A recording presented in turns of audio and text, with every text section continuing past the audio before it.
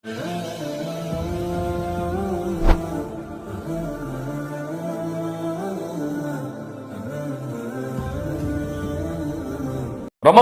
பிறகு கண்ணியத்துக்குரியவர்களே, ரமதான் மாதத்தை நாம் சந்தித்தோம். ரமதான் மாதத்துடைய வணக்க வழிபாடுகளை செய்தோம். 5 நேர தொழுகையை பள்ளியில் சென்று ஜமாஅத்தோடு முடிந்த அளவு தொழுதோம். குர்ஆனை நேரம் கிடைக்கும் பொழுதெல்லாம் எம்முடைய நேரத்தை நாம் ஒதுக்கியாவது குர்ஆனை ஓதுவதற்கு தயாரானோம். இரவு வணக்க வழிபாடுகளில் பள்ளிகளில் சென்று ஆர்வத்தோடு கலந்து கொண்டோம். சுப்ஹானல்லாஹ், எவ்வளவு அல்லாஹ் விரும்பக்கூடிய நாட்கள் அது! அல்லாஹ்விடத்தில் எவ்வளவு மேன்மையான நாட்கள் அது! அல்லாஹ் விரும்புகின்ற அத்துணை வழிகளிலும் எம்முடைய வாழ்வை நாம் பயன்படுத்தினோம்.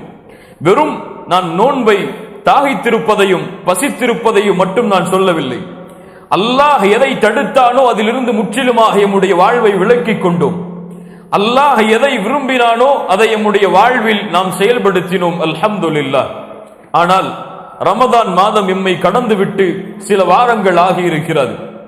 ஆனால் ரமதான் மாதத்திலே எப்படி எம்முடைய வாழ்வு இருந்ததோ அதே போல்தான் எம்முடைய வாழ்வு தொடர்கிறதா, அல்லது ரமதான் மாதத்திற்கு முன்னால் எப்படி எம்முடைய வாழ்வை நாம் கழித்தோமோ அந்த வாழ்க்கை மீண்டும் எம்முடைய வாழ்க்கையில் இணைந்து விட்டதா? என்ன பதிலாக இருக்கும் இதற்கு?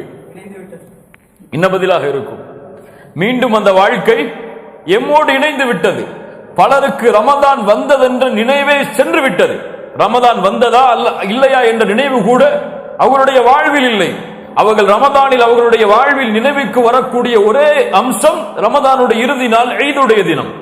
ரமதானுடைய முடிந்த அடுத்த நாள், அந்த ஈதுடைய தினத்தில் அவர்கள் அனுபவித்த அந்த காட்சிகளும் அந்த கொண்டாட்டங்களும் மட்டும்தான் இந்த ரமதானுடைய நினைவில் பலருடைய உள்ளத்தில் இருக்கிறதே தவிர ஒட்டுமொத்த ரமதானுடைய மாதமும் அதில் கழிக்கப்பட்ட நாட்களும் அவனுடைய வாழ்வும் அந்த ரமதானோடு அவனை விட்டு சென்று விட்டது பலருக்கு.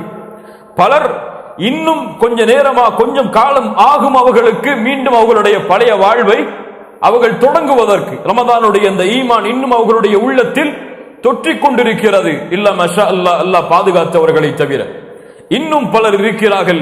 அல்ஹம்துலில்லாஹ், அவர்கள் தான் வெற்றியாளர்கள், அவர்கள் தான் கண்ணியத்துக்குரியவர்கள் அல்லாஹ்விடத்தில். ரமதானுக்கு முன்னாலும் அவர்களுடைய வாழ்க்கை எப்படித்தான் இருந்தது, ரமதானிலும் அவர்களுடைய வாழ்க்கை எப்படித்தான் இருந்தது, ரமதானுக்கு பிறகும் அவர்களுடைய வாழ்க்கை அப்படித்தான் இருக்கும். ஏற்றம் இருக்கும், ஏற்றம் இரக்கம் இருக்கும். ஆனால் ஒரே அடியாக அது இறங்கி விடாத அவனுடைய வாழ்வில். இவர்கள் தான் வெற்றியாளர்கள். அல்லாஹ் ரப்புல் ஆலமீன் அந்த கூட்டத்தில் எம்மை ஆக்குவானாக. ஏன் ரமதானில் தொழுதோம்? ஏன் ரமதானுக்கு பிறகு நாம் தொழவில்லை? ஏன் ரமதானில் பள்ளிக்கு சென்று ஜமாஅத்தோடு தொழுதோம்? ஏன் ரமதான் முடிந்து விட்டதற்கு பிறகு பள்ளியில் சென்று ஜமாஅத்தோடு தொழுவதற்கு நம்முடைய உள்ளம் தயங்குகிறது? ஏன் ரமதானில் குர்ஆனை ஓதினோம்? ரமதான் முடிந்ததற்கு பிறகு ஏன் குர்ஆனை ஓதுவதை நிறுத்திவிட்டோம்? ஏன் ரமதானில் இரவு வணக்க வழிபாடுகளில் ஈடுபட்டோம்? ஏன் ரமதானுக்கு பிறகு இரவு வணக்க வழிபாடுகளை நிறுத்திவிட்டோம்? யார் பதில் சொல்ல முடியும் இதற்கு? ஏன் ரமதானில் மட்டும் அல்லாஹ் ரப்புல் ஆலமீன் கடமையாக்கிய ஒரு கடமையா தொழுகை? எல்லா நேரங்களிலும் அல்லாஹ் கடமையாக்கியது. ரமதானில் மட்டும் பள்ளியில் சென்று தொழுங்கள் என்று அல்லாஹ்வால் கொடுக்கப்பட்ட கடமையாது? ரமதான் அல்லாத நாட்களிலும் பள்ளியில் சென்று ஜமாஅத்தோடு தொழ வேண்டும் என்று அல்லாஹ்வால் கொடுக்கப்பட்ட கட்டளை அது. ஆனால் ஏன் ரமதானில் மட்டும் இந்த சமூகம் நிறைவேற்றுகிறது? ரமதானில் பார்த்தால் ஃபஜ்ருடைய தொழுகைக்கெல்லாம் பள்ளியில் உள்ளே செல்வதற்கு இடம் கிடைக்காத பலர் எம்மிலே இருக்கிறார்கள். ரமதான் முடிந்து விட்டால் முதல் சஃப் எல்லாம் சாதாரணமாக அங்கே வரக்கூடிய எல்லா தொழுகையாளிகளுக்கும் கிடைப்பதற்கு ஏற்ப பள்ளி தயாரிக்கப்பட்டிருக்கிறது. புதிய பள்ளி உருவாகியதா, அல்லது புதிய மக்கள் இந்த பூமிக்கு வருகை தந்தார்களா, அல்லது வருகை தந்த மக்கள் எல்லாம் வானத்திற்கு உயர்த்தப்பட்டு விட்டார்களா, அல்லது இந்த பூமியில் இருந்து அவர்கள் எல்லாம் மரணித்து விட்டார்களா? இந்த கேள்விகளுக்கு எல்லாம் பதில் என்ன? என்ன? யாரால் இந்த மாற்றம் ஏற்படுகிறது? ஏன் இந்த மாற்றத்திற்கு இந்த முஸ்லிம் சமூகம் உட்படுத்தப்படுகிறது? ரமதானுக்கென்று சிறப்புகள் இருக்கிறது, அதற்கென்று கண்ணியம் இருக்கிறது, அது செய்யப்படக்கூடிய வணக்க வழிபாடுகளுக்கென்று மதிப்பு இருக்கிறது. அதை மறுக்கவில்லை, அதை ஏற்றுக்கொள்கிறோம். ஆனால் இந்த வணக்க வழிபாடுகள் எல்லாம் ரமதானில் மட்டும் கடமையாக்கப்பட்டதில்லையே. அல்லாஹ் ரப்புல் ஆலமீன் குர்ஆனில் ரமதான் வரும் வரை அல்லாஹ்வை வணங்குங்கள் என்றா கட்டளையிடுகிறான். ரமதான் முடிந்து விட்டால் அல்லாஹ்வை மறந்து விடுங்கள், இந்த பூமியில் நீங்கள் எப்படி வாழ நினைக்கிறீர்களோ அப்படி வாழ்ந்து கொள்ளுங்கள் என்று அல்லாஹ் ரப்புல் ஆலமீன் இந்த முஸ்லிம் சமூகத்திற்கு கட்டளையிடுகிறான். வஅபுது ரப்பக ஹத்தா யஅதியக்கல் யகீன், அல்லாஹ்வுடைய கட்டளை. நபிக்கு அல்லாஹ் சொல்கிறான், வஅபுது ரப்பக், நபியே நீங்கள் அல்லாஹ்வை இபாதத் செய்யுங்கள், வணங்குங்கள். வணக்கம் என்பது தொழுகை மட்டுமல்ல, வணக்கம் என்பது நோன்பு மட்டுமல்ல, வணக்கம் என்பது ஹஜ் மட்டுமல்ல, வணக்கம் என்பது நீங்கள் நடந்து கொள்ளக்கூடிய குணம். வணக்கம் என்பது உங்களுடைய குடும்பத்தார்களோடு, உங்களுடைய உறவினர்களோடு, உங்களுடைய தொழிலோடு அல்லாஹ் ரப்புல் ஆலமீன் எப்படி விரும்புகிறானோ, அல்லாஹ் எப்படி நேசிக்கிறானோ அப்படி வாழக்கூடிய முறைதான் இபாதத், வணக்கம். வஅபுது ரப்பக், அல்லாஹ்வை வணங்குங்கள் நபியே, உங்களுடைய ரப்பை வணங்குங்கள். எதுவரை? ஹத்தா யஅதியக்கல் யகீன், உங்களுடைய மரணம் உங்களை சந்திக்கும் வரை. ரமதான் வரை மட்டும் என்று அல்லாஹ் சொல்லவில்லை, உங்களுடைய மரணம் உங்களை சந்திக்கும் வரை அல்லாஹ்வை வணங்குங்கள். ரமதான் வந்தாலும் சரி, ரமதான் உங்களுடைய வாழ்வில் வரவில்லை என்றாலும் சரி, மற்ற மாதங்களை நீங்கள் அடைந்தாலும் சரி, அடையவில்லை என்றாலும் சரி, உங்களுடைய நொடிப்பொழுது இந்த பூமியில் கடைசியாக அமைக்கப்படும் வரை அல்லாஹ்வை வணங்குங்கள். இந்த கட்டளைதான் நபிக்கும், இந்த கட்டளைதான் ஒட்டுமொத்த முஸ்லிம் சமூகத்திற்கும். ஆனால் நம்முடைய முஸ்லிம் சமூகத்தில் பலர் ரப்பை வணங்குவதற்கு பதிலாக ரமதானை வணங்கிக் கொண்டிருப்பவர்களாகத்தான் பார்க்கிறோம். 5 கேள்விகள். ரமதானில் நம்முடைய வாழ்வில் ஏற்பட்ட மாற்றம் ரமதானுக்கு பிறகு நம்முடைய வாழ்வில் தொடர்கிறதா என்று சம்பந்தப்பட்ட 5 கேள்விகள் தான் இந்த உரையுடைய அம்சங்கள். முதல் கேள்வி, ரமதானில் வணக்க வழிபாடுகளை செய்தோம், எவ்வளவோ இபாதத்துகளை செய்தோம். ரமதான் முடிந்ததற்கு பிறகு இந்த வணக்க வழிபாடுகளின் மீது பயம் எம்முடைய உள்ளத்தில் தொற்றிக்கொண்டதா? என்ன பயம்? வணக்க வழிபாடுகள் செய்தால் சொர்க்கம் செல்லலாம், அது சந்தோஷமான நிகழ்ச்சியா, பயப்படக்கூடிய நிகழ்ச்சியா? மகிழ்ச்சியான நிகழ்வு. ஏன் பயப்பட வேண்டும்? வணக்க வழிபாடுகளில் எவ்வளவோ தான தர்மங்களை செய்தோம். இந்த தான தர்மத்தை செய்து முடித்ததற்கு பிறகு எம்முடைய உள்ளத்தில் பயம் வந்ததா? ரமதான் முடிந்ததற்கு பிறகு எம்முடைய உள்ளத்தில் ஏற்பட்ட பயம் என்ன? முதல் கேள்வி. பதில், அல்லாஹ் ரப்புல் ஆலமீன் அவனுடைய புத்தகம் அல் குர்ஆனிலே கூறுகிறான். அல்லாஹ்வுடைய தூதர் ஸல்லல்லாஹு அலைஹி வஸல்லம் இந்த வசனத்தை நபி தோழர்களுக்கு ஓதி காட்டுகிறார்கள். அல்லாஹ் கூறுகிறான், வல்லதீன யுக்தூன மா ஆதவ் வகுலூபுஹும் வஜிலா, அல்லாஹ் வழங்கியதிலிருந்து அவர்கள் செலவு செய்வார்கள், ஆனால் அவர்களுடைய உள்ளமோ அல்லாஹுவை அஞ்சிக் கொண்டிருக்கும். ஆயிஷா ரலியல்லாஹு அன்ஹா யார்? அல்லாஹ்வுடைய தூதர் ஸல்லல்லாஹு அலைஹி வஸல்லம் உடைய மனைவி. கேட்டார்கள், அல்லாஹ்வுடைய தூதரே, அல்லாஹ்வுடைய பாதையில் செலவு செய்கிறான், அல்லாஹ்வுடைய பாதையில் செலவு செய்யும் பொழுது ஏன் அவன் பயப்பட வேண்டும்? நியாயமான கேள்வி இல்லையா? நியாயமான கேள்வி. அப்படி என்றால் அஹுவல்லதி யஸ்னி வயஸ்ரிக் வயஸ்ரபுல் ஹம்ர், அவன் மது குடிப்பானா? அவன் திருடுவானா? அவன் விபச்சாரம் செய்வானா? அல்லாஹ்வுடைய பாதையில் ஒரு செலவழிக்கும் பொழுது ஒருவன் பயந்தால் அவன் விபச்சாரனா? அல்லாஹ்வுடைய தூதர் அவன் திருடனா? அவன் குடிகாரனா? அல்லாஹ்வுடைய தூதர் ஸல்லல்லாஹு அலைஹி வஸல்லம் சொன்னார்கள், லா யா பின்த சித்தீக், சித்தீக்கின் மகளே. யாரின் மகள்? அபூபக்கர் சித்தீக்குடைய மகள். சித்தீக்கின் மகளே, அப்படி அல்ல, நீ புரிந்து கொள்வது தவறு. உண்மையான புரிதல் என்னவென்றால், வலக்கின்னஹு الرجل يصوم ويتصدق ويصلي وهو يخاف الا يتقبل منه, அவர் யார் தெரியுமா? தொழுவார், அல்லாஹ்வுடைய பாதையில் செலவு செய்வார், நோன்பை நோற்பார், அவர் பயப்படுவார் இந்த அமல்கள் அல்லாஹ்விடத்திலே அங்கீகரிக்கப்படுமா இல்லையா என்று. இதான் இந்த கேள்விக்குரிய பதில். நாம் வைத்த நோன்புகள் அல்லாஹ்விடத்திலே அங்கீகரிக்கப்பட்டதா? யார் சொல்ல முடியும்?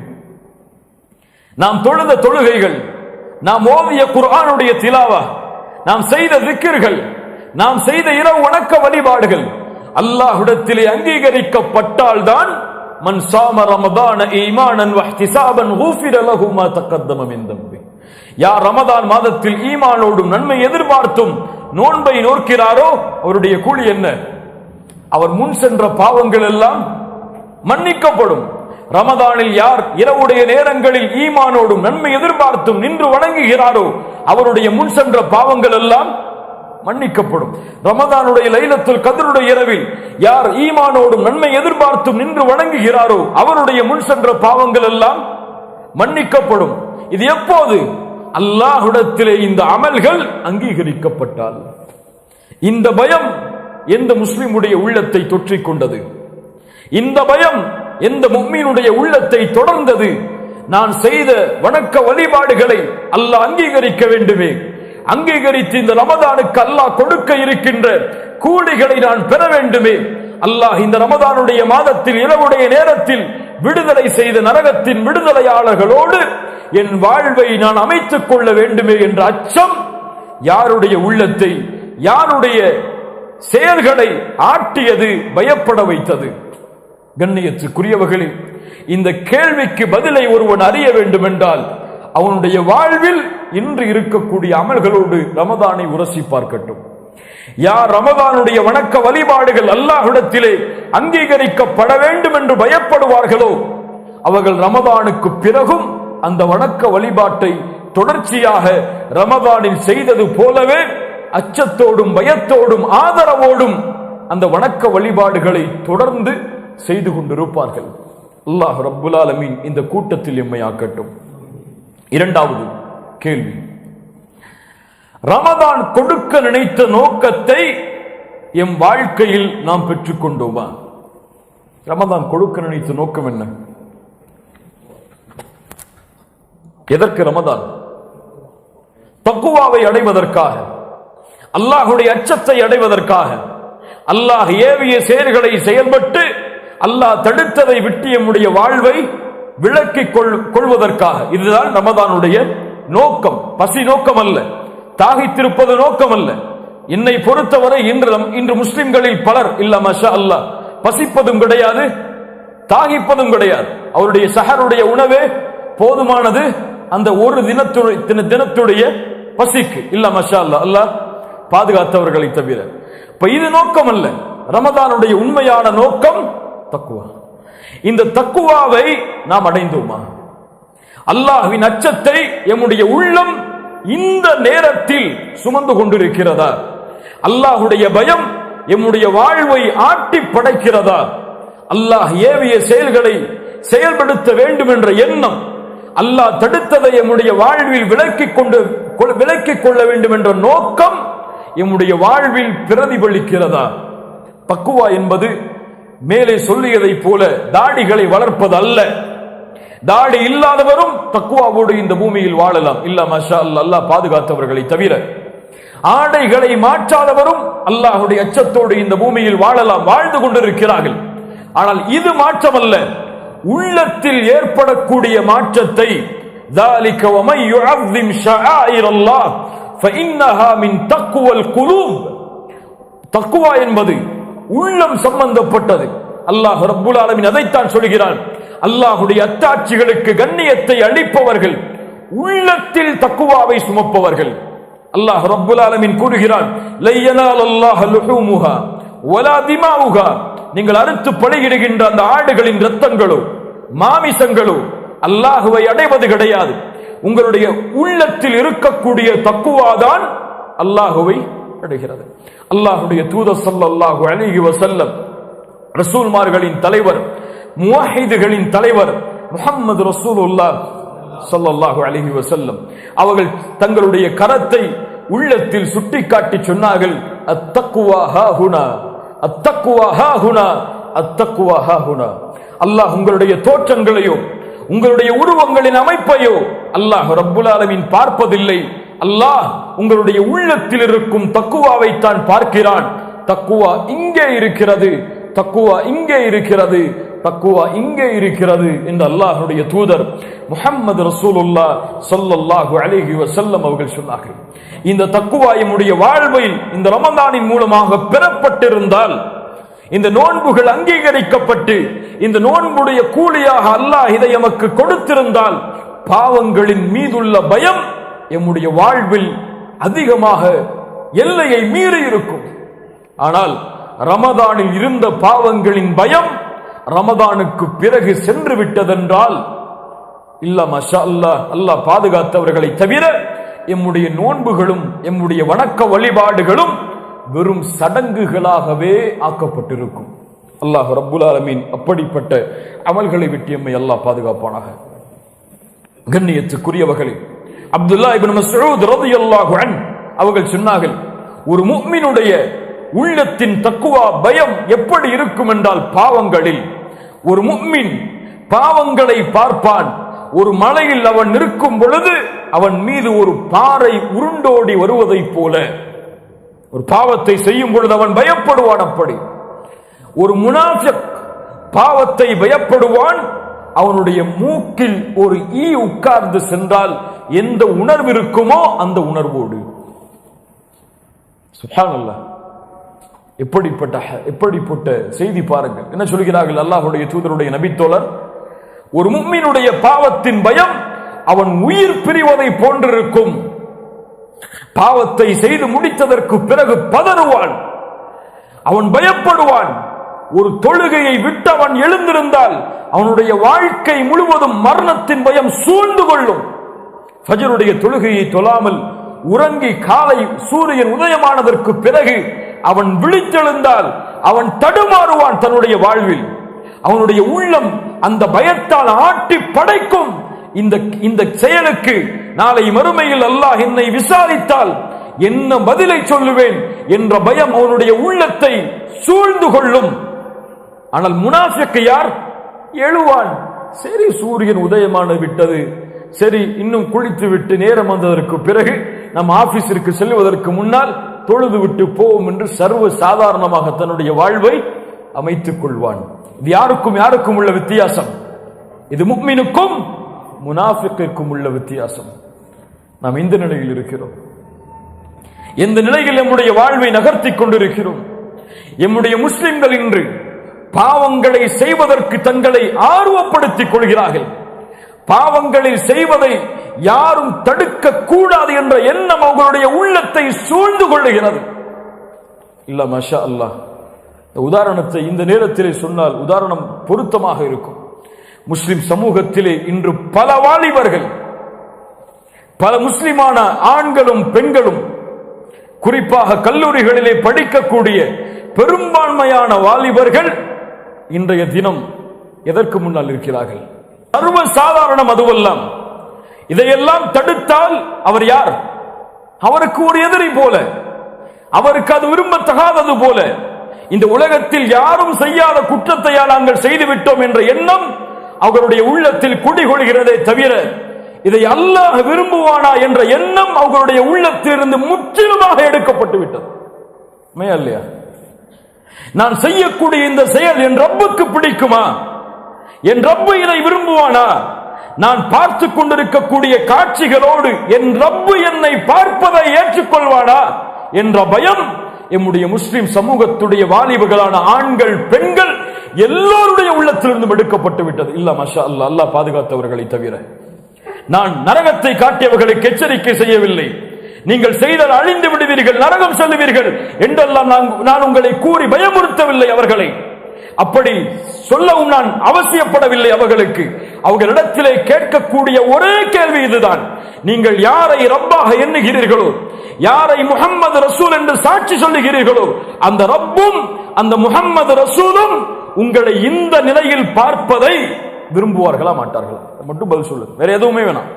அவனுக்கு தெரியும் இதை ரப்பு விரும்ப மாட்டாள் என்று, அவனுக்கு தெரியும் இதை தூதர் விரும்ப மாட்டார்கள் என்று. ஆனால் அவருடைய வாழ்வில் அந்த கேள்விகள் எல்லாம் எழுவதே கிடையாது. ரமதான் வந்தால் இந்த கேள்விகள் எல்லாம் அவர்களுடைய வாழ்வில் எழும். இந்த நேரத்தில் இதை செய்யலாமா, இந்த நேரத்தில் இப்படி வந்தால் பார்க்கலாமா என்ற ஒரு எண்ணம் குறைஞ்சபட்சம் அட்லீஸ்ட் அந்த ரமதானுடைய நோன்புடைய நேரத்திலாவது எண்ணும். நோன்பு முடிந்ததற்கு பிறகு அவருடைய வாழ்க்கை மாறிவிடுகிறது. இந்த நோன்புடைய நேரம் முடிந்ததற்கு பிறகு சிகரெட் எல்லாம் நோன்புடைய காலை பொழுதில் ஹராம். ரமதான் இஃப்தார் முடிந்து விட்டால் சிகரெட் ஹால். இப்படி ஒரு எண்ணத்தோடு வாழக்கூடிய சமூகம் இல்ல. மாஷா அல்லாஹ். இந்த ஒரு கேள்விதான். இந்த நிலையில் முஹம்மது ரசூலுல்லாஹ் ஸல்லல்லாஹு அலைஹி வஸல்லம் இந்த சமூகத்தை பார்த்தால் திருப்தி அடைவார்களா? இந்த வாலிபர்கள் எடுக்கக்கூடிய முயற்சி, ஃபஜ்ருடைய தொழுகைக்கு கூட அவனுடைய வாழ்வில் அவன் எழுவதற்கு ஆர்வம் கொண்டிருக்க மாட்டான். இதற்காக காலையில் அலாரம் வைத்து எல்லோரையும் அழைத்து ஒரு முயற்சியை எடுத்து வரிசையில் நின்று கேவலப்பட்டு அவன் செல்லக்கூடிய இது போன்ற செயல்களுக்கு அவன் கொடுக்கக்கூடிய ஆர்வத்தை முஹம்மது ரசூலுல்லாஹ் ஸல்லல்லாஹு அலைஹி வஸல்லம் பார்த்தால், அவனுடைய தோற்றத்தை பார்த்தால், அல்லாஹ்வுடைய தூதர் ஸல்லல்லாஹு அலைஹி வஸல்லம் ஒரு செயலை ஹராமாக்கினார்கள். இந்த நிலையில் சுட்டிக்காட்டினால் பொருத்தமாக இருக்கும். அல்லாஹ்வுடைய தூதர் ஸல்லல்லாஹு அலைஹி வஸல்லம் கஸா என சொல்லப்படும் முடிவெட்டுதலை தடை செய்தார்கள். அந்த முடிவெட்டுதல் என்ன? ஒரே பகுதியை மட்டும் முடியை வலித்துவிட்டு ஒரு பகுதியில் மட்டும் முடியை வைத்திருத்தல். அல்லாஹ்வுடைய தூதர் ஸல்லல்லாஹு அலைஹி வஸல்லம் ஒரு நபித்தோழர் இது போன்ற முடியை வைத்திருப்பதை பார்த்தவுடன் சொன்னார்கள், இதை தடை செய்கிறேன், முற்றிலுமாக இந்த முடியை நீ மழித்து விடுகின்ற. இது எம்முடைய கலாச்சாரம் அல்ல என்று அல்லாஹ்வுடைய தூதர் ஸல்லல்லாஹு அலைஹி வஸல்லம் சொன்னார்கள்.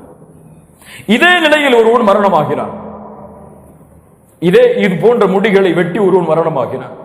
அல்லாஹ்வுடைய தூதர் சொன்னார்கள், ஒருவன் எப்படி மரணிக்கிறானோ அப்படியே மறுமையில் எழுப்பப்படுவான். ஹவுதுல் கௌசரில் அல்லாஹ்வுடைய தூதர் ஸல்லல்லாஹு அலைஹி வஸல்லம் முஸ்லிம்களுக்கு முஃமின்களுக்கு தண்ணீர் கொடுப்பதற்காக காத்துக் கொண்டிருப்பார்கள். அப்ப முஸ்லிம் சமூகம் அல்லாஹ்வுடைய தூதரை நோக்கி செல்லும். அல்லாஹ்வுடைய தூதர் ஸல்லல்லாஹு அலைஹி வஸல்லம் அவர்களை நோக்கி செல்லக்கூடிய ஒரு வாலிபன் இது போன்ற தலைமுடியோடு அல்லாஹ்வுடைய தூதரை சந்தித்தால், அல்லாஹ்வுடைய தூதர் ஸல்லல்லாஹு அலைஹி வஸல்லம் இந்த வாலிபரை என் சமூகம் என்று சொல்லுவார்களா அல்லது விரண்டு விடு என்று சொல்லுவார்களா? சுப்ஹானல்லாஹ். இது ஒரு உதாரணம். இன்னும் கோடான கோடி உதாரணங்களை அல்லாஹ்வுடைய தூதருடைய வழிமுறைக்கு மாற்றத்திற்கு கூறிக்கொண்டே இருக்கலாம். மூன்றாவது, ரமதானில் செய்த வணக்க வழிபாடுகள் எங்கே சென்றது? ரமதான் மாதத்தில் செய்த வணக்க வழிபாடுகள் எம்மை விட்டு எங்கே சென்றது? ரமதானில் செய்த மிகப்பெரிய வணக்க வழிபாடு, மிக கண்ணியமான வணக்க வழிபாடு எதுங்க சொல்லுங்க பாப்போம். தொழுகை. ரமதானுக்கு முன்னாலும் அதுதான் சிறந்த வணக்க வழிபாடு, ரமதானிலும் அதுதான் சிறந்த வணக்க வழிபாடு, ரமதானுக்கு பிறகும் அதுதான் சிறந்த வணக்க வழிபாடு. அல்லாஹ்வுடைய தூதரிடத்திலே கேட்கப்பட்டது, ஐயுல் அமாலி அஃதல், அமல்களில் சிறந்தது எது? அல்லாஹ்வுடைய தூதர் சொன்னார்கள், ஸலாத்து லி வக்திஹா, தொழுகை அதனுடைய நேரத்தில் தொழுதல். சுப்ஹானல்லாஹ். தொழுகையை லி வக்திஹா, அதனுடைய நேரத்தில் தொழுதல். வ பிர்ருல் வாலிதைன், அப்படின்னா தாய் தந்தையர்களுக்கு பணிவிடை செய்தல். சும்மல் ஜிஹாது ஃபீ சபீலில்லாஹ், அல்லாஹ்வுடைய பாதையில். சுப்ஹானல்லாஹ். எதுக்கு முன்னாடி அல்லாஹ்வுடைய தூதர் சிறந்த அமல்னு சொன்னாங்க? ஜிஹாதிற்கு முன்னால், பெற்றோர்களுக்கு பணிவிடை செய்வதற்கு முன்னால் சிறந்த அமல் தொழுகை. இன்று ஜிஹாதுடைய தேட்டம் உள்ளத்தில் இருப்பவர்கள் கூட தொழுகையை சரியாக கடைபிடிப்பது கிடையாது. ஜிஹாதை பற்றி பேசுபவர்கள், முஸ்லிம் சமூகத்தின் பிரச்சனைகளை எடுத்து சொல்பவர்களுக்கு கூட வணக்க வழிபாட்டுடைய இந்த அமலில் ஆர்வம் கொள்வது குறைவு. சுப்ஹானல்லாஹ். எவ்வளவு கண்ணியமான அமல் தெரியுமா? அல்லாஹ்வுடைய தூதர் ஸல்லல்லாஹு அலைஹி வஸல்லம் ஒரு முறை கேட்டார்கள், உங்களுடைய வீட்டின் வாசலில் ஆறு ஓடுகிறது, ஒருவர் 5 முறை அந்த ஆற்றில் குளிக்கிறார், அவருடைய உடம்பில் அழுக்குகள் ஒட்டுமா? என்ன சொன்னார்கள் சஹாபாக்கள்? நம்ம என்ன சொல்லுவோம்? எப்படி ஒட்டும்? 5 முறை ஒரு குளித்தால் உடம்பில் அழுக்கு இருக்குமா? அல்லாஹ்வுடைய தூதர் ஸல்லல்லாஹு அலைஹி வஸல்லம் சொன்னார்கள், அதுதான் 5 நேர தொழுகைக்குரிய உதாரணம். அதன் மூலமாக பாவங்கள் அழிக்கப்படுகிறது, பாவங்கள் நீக்கப்படுகிறது. ஒரு மனிதர் அல்லாஹ்வுடைய தூதர் ஸல்லல்லாஹு அலைஹி வஸல்லம் இடத்தில் ஓடி வந்தார். அல்லாஹ்வுடைய தூதரே, பாவம் செய்து விட்டேன், தண்டனையை நிறைவேற்றுங்கள் என்று சொன்னார். சுப்ஹானல்லாஹ். இன்னி அஸப்து ஹத்தன் ஃபகிம்ஹு, பாவத்திற்குரிய ஒரு செயலை செய்து விட்டேன், தண்டனையை நிறைவேற்றுங்கள். அல்லாஹ்வுடைய தூதர் ஸல்லல்லாஹு அலைஹி வஸல்லம் அவரை புறக்கணித்து விட்டார். அஸருடைய நேரம், ஸலாத்துல் அஸருடைய நேரம். சஹாபாக்கள் இருக்கிறார்கள் பள்ளியில், வந்து இப்படி சொல்கிறார். அல்லாஹ்வுடைய தூதர் ஸல்லல்லாஹு அலைஹி வஸல்லம் எதுவுமே அவற்றை சொல்லல, அமைதியா இருந்துட்டாங்க. அஸருடைய தொழுகை முடிந்தது. மீண்டும் வந்தார். அல்லாஹ்வுடைய தூதரே, பாவம் செய்து விட்டேன், தண்டனையை கொடுங்கள். அல்லாஹ்வுடைய தூதர் ஸல்லல்லாஹு அலைஹி வஸல்லம் அது என்ன பாவம், என்ன குற்றம், எவ்வளவு விரிதம் அளிக்கக்கூடிய குற்றம் எதுவுமே கேட்கல. ஒரே கேள்வி கேட்டாங்க, ஹல் ஸல்லைத்தல் மஅனல் அஸ்ர், எங்களோடு அஸருடைய தொழுகையை தொழுதியா, எங்களோடு அஸருடைய தொழுகையை தொழுதீர்களா? அவர் சொன்னார், ஆம் அல்லாஹ்வுடைய தூதரை தொழுதேன். அல்லாஹ்வுடைய தூதர் சொன்னார்கள், இத்ஹப் ஃபஇன்ன அல்லாஹ் தஆலா கத் அஃபா அன்க, நீ சென்று விடு, அல்லாஹ் ரப்புல் ஆலமீன் அந்த பாவத்தை உன்னிடமிருந்து மன்னித்து விட்டான் என்று பொருள் வைக்க கூடாது. அஃபா அஃபு, அல்லாஹ் ரப்புல் ஆலமீன் இந்த பாவத்தை உன்னிடமிருந்து நீக்கி விட்டான். என்ன பாவம்னு கேட்கல. ஏன்? தொழுகை அவ்வளவு கண்ணியமானது, தொழுகைக்குரிய மதிப்பு அல்லாஹ்விடத்திலே அவ்வளவு உயர்ந்தது. யார் இந்த தொழுகையை அவ்வளவு மதிப்போடு தொழுகிறாரோ அவருக்கு தான் அவர் விரும்பாத எண்ணங்களுடைய எண்ணம் கூலிகளும், அவர் நினைக்காத பாவங்களுடைய மன்னிப்புகளும் அவருக்கு கிடைக்கும். இந்த தொழுகை ஏன் என்று தவற விடப்படுகிறது? ஏன் என்னால் 5 நேர தொழுகையை சரியாக ஜமாஅத்தோடு அல்லது நேரம் குறிப்பிடப்பட்ட முறையில் தொழ முடியவில்லை? இங்கே ஒரே ஒரு கேள்விதான், எது முக்கியம்? அவ்வளவுதான். நான் சொல்லிடுறேன், எது முக்கியம்?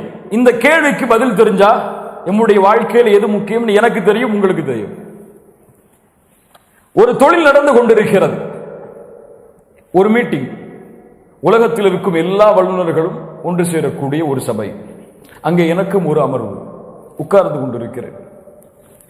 அதான் சொல்லப்படுகிறது பள்ளியில், அல்லாஹு அக்பர் அல்லாஹு அக்பர், அதான் சொல்லப்படுகிறது.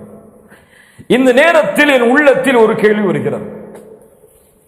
தொழுகைக்கு அதான் சொல்லப்படுகிறது, அல்லாஹ் தான் மிகப்பெரியவன் என்ற அழைப்பு வருகிறது. எனக்கு முன்னால் உலகத்தின் தலைவர்கள் உட்கார்ந்து இருக்கிறார்கள்.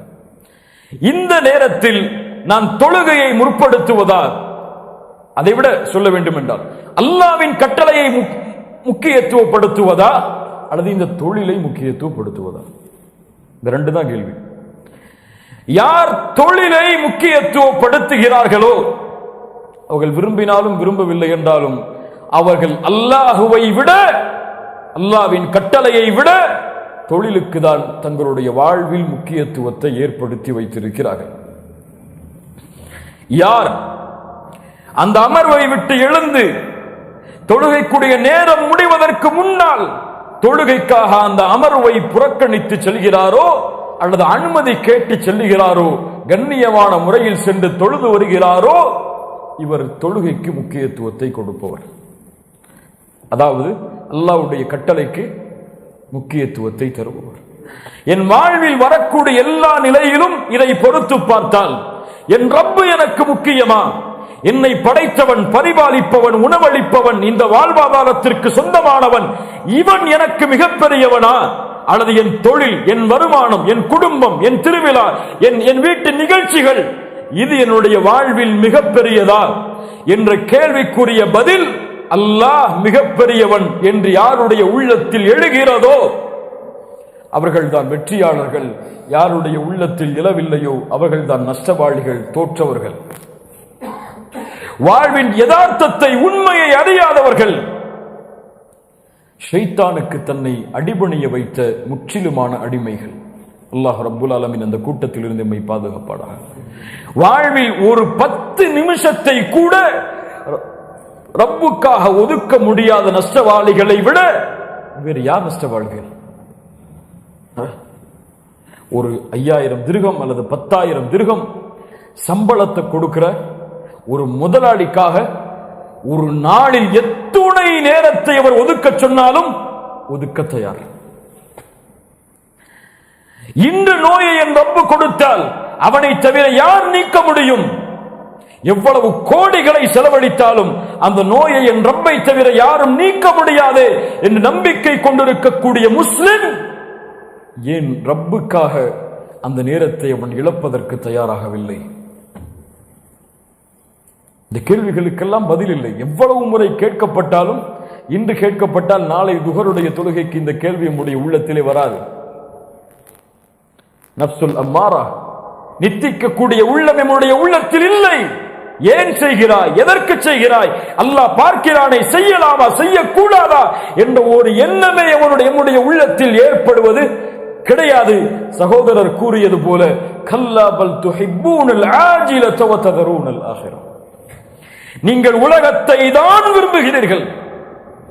பல் துஸிரூனல் ஹயாத்தத் துன்யா வல் ஆகிரத்து கைரு வ அபகா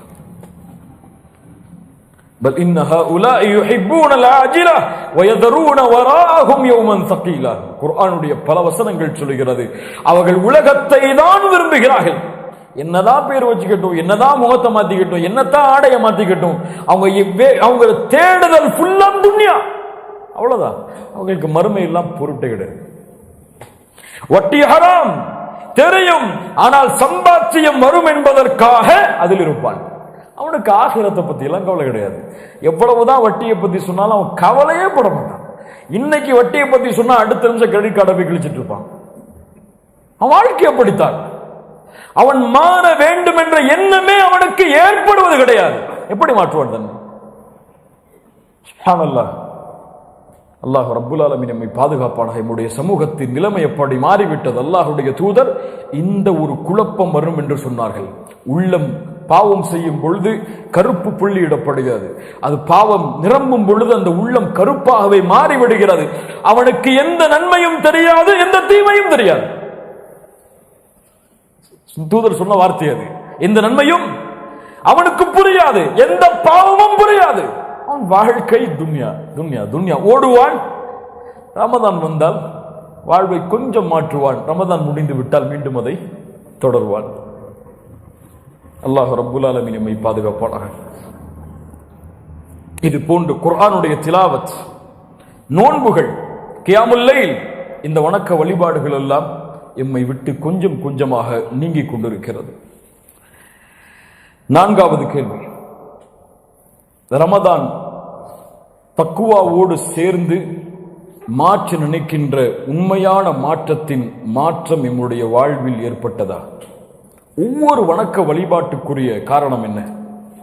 தொழுகை எதற்காக தெரியுமா? குணத்தை மாற்றுவதற்காக.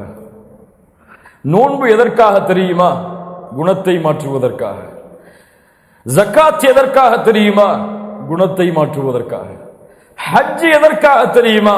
குணத்தை மாற்றுவதற்காக. இந்த இஸ்லாமிய பிம்பம் வெளிவருவதே கிடையாது. இதனாலதான் இன்னைக்கு முஸ்லிம் சமூகம் உலகத்தில் இறை மறுப்பாளர்களால விமர்சிக்கப்படுது. இதனாலதான் ஒவ்வொரு முஸ்லிமும் இன்று ஒரு பயங்கரவாதியாக, தீவிரவாதியாக காட்டப்படுகிறான், கற்பிக்கப்படுகிறான். இந்த குணத்தை மாற்றுவதற்காகத்தான் இஸ்லாமிய மார்க்கத்தின் எல்லா வணக்க வழிபாடுகளும். தொழுகை, இன்னஸ்ஸலா தன்ஹா அனில் ஃபஹ்ஷாஇ வல் முன்கர். இன்னஸ்ஸலாத தன்ஹா அனில் ஃபஹ்ஷாஇ வல் முன்கர். தொழுகை மானக்கேடான தடுக்கப்பட்ட காரியங்களை விட்டு உங்களை தடுக்கும். தொழுகை உங்களுடைய உள்ளத்தில் எழக்கூடிய மானக்கேடான பாவங்களுக்கு தடை. தொழுகை புறத்தை தடுக்கும், தொழுகை பொறாமையை தடுக்கும், தொழுகை பொறுமையை கொடுக்கும், தொழுகை மானக்கேடான எண்ணங்கள், தவறான எண்ணங்கள் ஒரு முஸ்லிமின் மீதோ அல்லது உள்ளத்திலோ ஏற்படுவதிலிருந்து தடையை விதிக்கும். அதற்குத்தான் தொழுகை. ஜகாத் எதற்காக? خذ من أموالهم صدقة تطهرهم وتزكيهم بها. உங்களுடைய செல்வத்திலிருந்து ஜகாத்தை எடுங்கள், அது உங்களுடைய செல்வத்தை சுத்தப்படுத்தும், உங்களுடைய உள்ளத்தை சுத்தப்படுத்தும். குறிப்பாக உள்ளத்தில் இருக்கக்கூடிய கருமித்தனத்தை ஜகாத் நீக்கும். இதற்குத்தான் ஜகாத். நோன்பு எதற்காக? அல்லாஹ்வுடைய தூதர் ஸல்லல்லாஹு அலைஹி வஸல்லம் சொன்னார்கள், யார் ரமதான் மாதத்துடைய நோன்புகளில் பொய் கூறுவதை விட்டும் தடுக்கப்பட்ட இது போன்ற காரியங்களை செய்வதை விட்டும் விலகவில்லையோ அவர் நோன்பிருந்து பசித்திருப்பதாலும் தாகித்திருப்பதாலும் அல்லாஹ்விற்கு எந்த பலனும் இல்லை. ஹஜ் எதற்காக? அல் ஹஜ் அஷ்ஹுரும் மஅலூமாத் ஃபமன் ஃபரத ஃபீஹின் அல் ஹஜ் ஃபலா ரஃபஸ் வலா ஃபுசூக் வலா ஜிதால ஃபில் ஹஜ். ஹஜ் யார் அதை கடமையாக்குகிறாரோ, கடமையாகிறதோ, ஃபலா ரஃபஸ, அவர் ரஃபஸ் இரண்டு அர்த்தங்களை கொண்டது. ஒன்று, கெட்ட வார்த்தைகளை பேச வேண்டாம், அல்லது அருவருக்கத்தக்க மானக்கெடா செயல்களை செய்ய வேண்டாம். ஃபலா ரஃபஸ் வலா ஃபுசூக், பாவங்களை குற்றங்களை அவர் செய்ய வேண்டாம். வலா ஜிதால ஃபில் ஹஜ், பொய் கூற வேண்டாம். வலா ஜிதால ஃபில் ஹஜ், அவர் ஹஜ்ஜில் வாக்குவாதம் செய்ய வேண்டாம். ஒருவரை போட்டியிட்டு அவர் வாக்குவாதத்தை ஏற்படுத்த வேண்டாம். சுப்ஹானல்லாஹ்.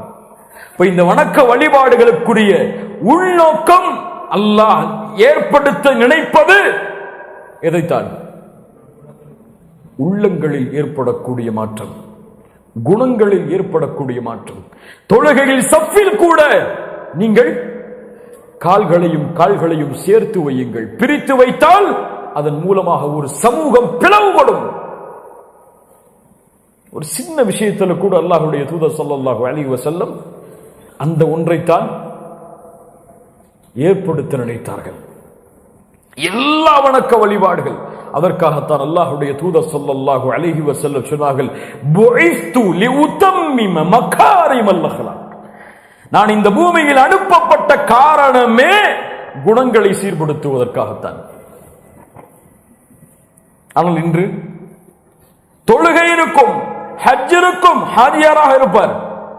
ரமதான் மாதம் வந்தால் நோன்பு வைப்பார்.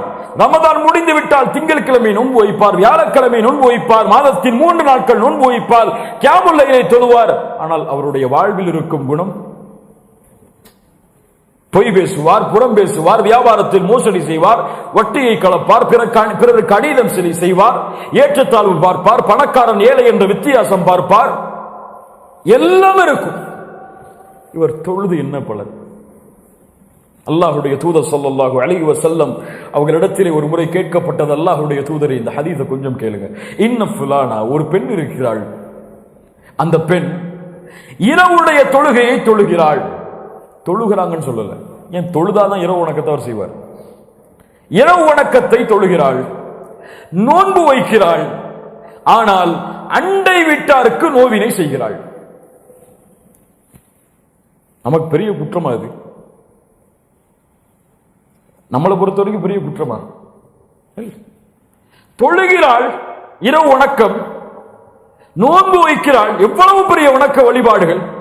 ஆனால் அண்டை வீட்டாருக்கு நோவினை செய்கிறாள்.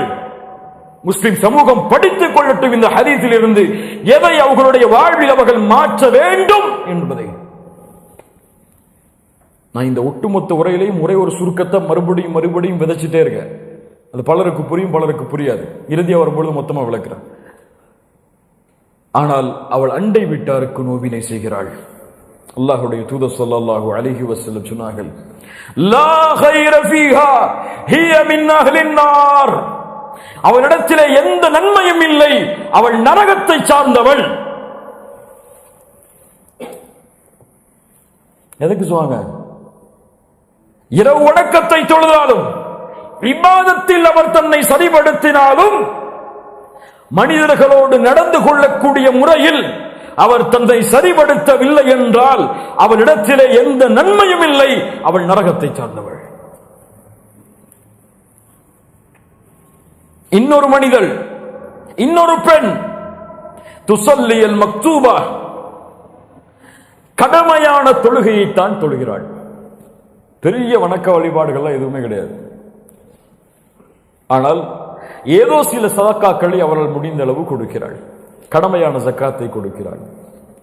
ஆனால் இந்த பெண்ணால் யாரும் இந்த பூமியில் நோவினை அடைவது கிடையாது. இவள் யார்? அல்லாஹ்வுடைய தூதர் சொன்னார்கள், ஹிய மின் அஹ்லில் ஜன்னah, இவள் சொர்க்கத்தை சார்ந்தவள். குர்ஆனுடைய பெரும்பான்மையான இடங்களை எடுத்து பாருங்கள், ஹதீஸுடைய பெரும்பான்மையான இடங்களை எடுத்து பாருங்கள். எங்கேயும் ஒரு 5 நேரம் தொழுதாரு, அதனால அல்ல அவருக்கு சொர்க்கத்தை கொடுத்தான்னு சொல்லி பூமியில சான்று கொடுக்கப்படலை. இவர் ஜக்காத்த முறையா கொடுத்தாரு, ஹஜ் கரெக்டா செஞ்சாரு, அதனால இந்த சஹாபிக்கு சொர்க்கம்னு சொல்லி எந்த ஹதீஸும் இல்லை. அல்லாஹ்வுடைய தூதருடைய காலத்தில் நடந்ததும் அதற்கு முன்னால் நடந்த அல்லாஹ்வுடைய தூதர் எடுத்து காட்டியதும் இதைத்தான். ஒரு பெண், ஒரு உபச்சாரி இருந்தாள். அவள் கிணற்றிற்கு தண்ணீர் கொடுப்பதற்காக வந்தாள். அங்கே ஒரு நாய் தாகத்தோடு இருந்தது. அந்த நாய்க்கு அந்த பெண் தன்னுடைய ஆடையை கீழே தண்ணீரில் முக்கி அதை பிழிந்து அந்த நாய்க்கு தண்ணீர் புகட்டினாள். அல்லாஹ் அதற்கு காரணமாக அந்த பெண்ணை மன்னித்தான். ஒரு மனிதர் இருந்தார், பூனையை கட்டி போட்டு கொடுமை நடத்தினார். அல்லாஹ் ரப்புல் ஆலமீன் அதன் காரணமாக அவருக்கு சொர்க்கத்தை கொடுத்தான். அதன் காரணமாக அல்லாஹ் ரப்புல் ஆலமீன் அவருக்கு நரகத்தை கொடுத்தான். மஆதல்லாஹ். யோசித்து பாருங்க. ஒரு நபித்தோழர் தாடி அப்படியே தண்ணீர் உது செய்து விட்டு ஓடி வருகிறார். தண்ணீர் சொட்டுகிறது சொட்டுகிறது. இதோ வருகிறார் சொர்க்கத்தை சார்ந்தவர், இதோ வருகிறார் சொர்க்கத்தை சார்ந்தவர், இதோ வருகிறார் சொர்க்கத்தை சார்ந்தவர். ஒவ்வொரு முறையும் அல்லாஹ்வுடைய தூதர் சொன்னார்கள். சஹாபாக்களுக்கு ஆச்சரியம், இந்த நபித்தோழர் சொர்க்கவாதி என்று சொல்வதற்குரிய காரணம் என்ன? தேடி போனாங்க. ஒரு நபித்தோழர் அவரோட இருந்தாங்க. இரவு பார்த்தாங்க. பெரும்பான்மையான வணக்க வழிபாடுகள் எதுவுமே இல்லை. எல்லா சஹாபாக்களும் செய்யக்கூடிய வழக்கமான வணக்க வழிபாடுகள். 3 நாள் முடிந்தது. கேட்டார்கள், தோழரே, அல்லாஹ்வுடைய தூதர் உன்னை சொர்க்கவாதி என்று சொன்னதற்குரிய காரணம் என்ன? அவர் சொன்னார், இந்த பூமியில் யாரை பற்றிய வெறுப்போடும் என்னுடைய பகல் பொழுதும் கழியாது, இரவு பொழுதும் கழியாது. யாரை பற்றிய வஞ்சகத்தன்மையும், யாரை பற்றிய தவறான எண்ணங்களும், யாரை பற்றிய அருவருக்கத்தக்க காரியங்களுக்குரிய எண்ணங்களும் என் உள்ளத்தில் கிடையாது. என் உள்ளம் சுத்தமாக இருக்கிறது. ஆனா இன்னைக்கு எம்ம உள்ளம் சுத்தமா இருக்குன்னு நம்மளே நினைச்சுக்கிறோம். நான் பியூரா இருக்கேன், ஏன்னா தாடி வச்சிருக்கேன், நல்லா ஆடை போட்டிருக்கேன். தாடி வைக்கட்டா என் உள்ளத்தை சுத்தம் சொல்லி யாரும் ஏத்துக்க மாட்டாங்க. தாடி வச்சிருக்கேன், ஆடை நல்லா போட்டிருக்கேன், பயான் பண்றேன், அல்லது தாவா பண்றேன், அல்லது தாவாவுடைய களங்கள்ல கலந்து கொள்றேன், அல்லது தாவா நிகழ்ச்சிகளை ஏற்பாடு செய்யறேன். என் உள்ள ரொம்ப பியூர். ஆனால் அவர் அடுத்த தாவா சென்டர் பார்த்து இவன் என்னடா இவன் பண்றதுன்னு நினைச்சிட்டு இருப்பாரு. இல்ல மஷா அல்லாஹ் பாதுகாத்தவர்களை தவிர அவர் பிற தாயை ஏளனமாக பார்ப்பார். இவர் என்னை விட உயர்ந்தவரா? இவர் என்னை விட கல்வியில் தேர்ச்சவரா? என்னை விட ஒரு பேச்சாற்றலில் திறந்தவரா? இவர் என்ன எனக்குரிய வாய்ப்பில் கலந்து கொள்வது, அல்லது இவர் என்ன இந்த பணியில் இருப்பது? அவர் ஏன் அப்படி செய்தார், இவர் ஏன் இப்படி செய்தார், அவர் ஏன் அப்படி செய்யவில்லை என்ற முழு தன்மையும் உள்ளத்திலே சுமந்திருப்பார். இல்ல மஷா அல்லாஹ். அது முக்கியம் அல்ல. தொழுகையை மாற்றுவது பெரிய விஷயம் அல்ல. நினைத்தால் மாற்றி விடலாம். இல்ல மஷா அல்லாஹ். அல்லாஹ் பாதுகாத்தவர்களை தவிர அல்லாஹ் நாடினார். தொழுக வேண்டும் என்று நினைத்தால் மாற்றலாம். தொழுகையை மாற்ற வேண்டும் என்று எண்ணுகிறோம், அங்கதான் கவனிக்கணும். ஜக்காத்தை மாற்ற வேண்டும் என்று எண்ணுகிறோம், ஹஜ்ஜை கடமையானதற்கு பிறகு செய்ய வேண்டும் என்று எண்ணுகிறோம். ஆனால் உள்ளத்தில் வரக்கூடிய இது போன்ற எண்ணங்களை மாற்ற வேண்டும் என்று நாம் எண்ணுவது கிடையாது. இதான் பிரச்சனைங்க. ஒருவனை பற்றி புறம் சொல்றத, கோல் சொல்றத, அல்லது பொறாமை கொள்றத நான் மாற்ற வேண்டும் என்று இன்னும் நான் எண்ணவில்லை. அதான் பிரச்சனைங்க. அவனை பத்தி தப்பா நினைக்க கூடாது. அல்லாஹ் ரப்புல் ஆலமீன் மூமின்கள் எல்லாரையும் நல்ல எண்ணங்களோட தான் பார்க்க சொல்லியிருக்காங்க. இன்னும் நான் நினைக்க எண்ணல. அவரை பற்றி நான் புறம் பேசக்கூடாது. அல்லாஹ் ரப்புல் ஆலமீன் அதை தடை செஞ்சிருக்கா. தன்னுடைய சகோதரனுடைய மாமிசத்தை சாப்பிடுவது போல என்று அல்லாஹ் சொல்றான். இது போன்ற குற்றத்தை நான் செய்யக்கூடாது. அவன் இல்லாத நேரத்தில் அவனை பற்றி நான் பேசக்கூடாது. அவனை பற்றி நான் கோல் சொல்லக்கூடாது. அது அவனுடைய உள்ளம் காயம்படும்படி நடந்து கொள்ளக்கூடாது. அவனை நான் வெறுக்க கூடாது. அவனை பற்றிய வெறுப்பை என்னுடைய உள்ளத்தில் நான் சுமக்க கூடாது என்ற எண்ணம் நம்முடைய உள்ளத்தில் இன்னும் வரல.